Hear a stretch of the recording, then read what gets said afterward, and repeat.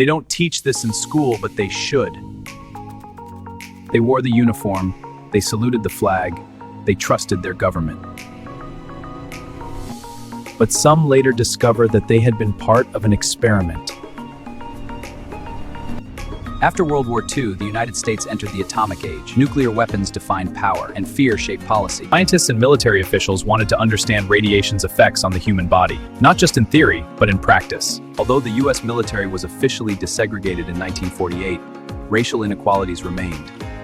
In places like the Nevada test site, soldiers were positioned near nuclear detonations during training exercises. Some veterans later reported that black troops were disproportionately placed closer to blast zones. Many participants say they were never fully informed of the risks. Blood samples were taken, exposure levels recorded, long-term health monitoring was inconsistent. Decades later, veterans reported cancers, leukemia, and chronic illness. In the 1970s and 80s, investigative journalists and researchers uncovered secret radiation studies. The investigation has revealed that during the Cold War, experiments involving human radiation exposure were conducted without informed consent. Testing involving soldiers, hospital patients, and vulnerable communities. Investigations revealed a broader pattern of human radiation testing. These experiments occurred during segregation, Jim Crow laws, and deep racial inequality. The U.S. government did something that was wrong, deeply, profoundly, morally wrong. We must never let this happen again.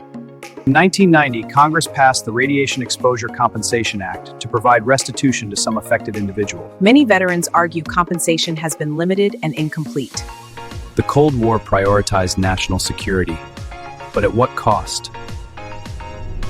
For decades, many of these stories remained buried in classified archives. The radiation experiments became part of a larger conversation about medical ethics and racial justice in America. They volunteered to serve their country. Many never knew they were serving science too. The question isn't just what happened, it's what accountability looks like, and whether history has fully told their story. Follow to learn the history they didn't teach. Question everything. The truth is out there.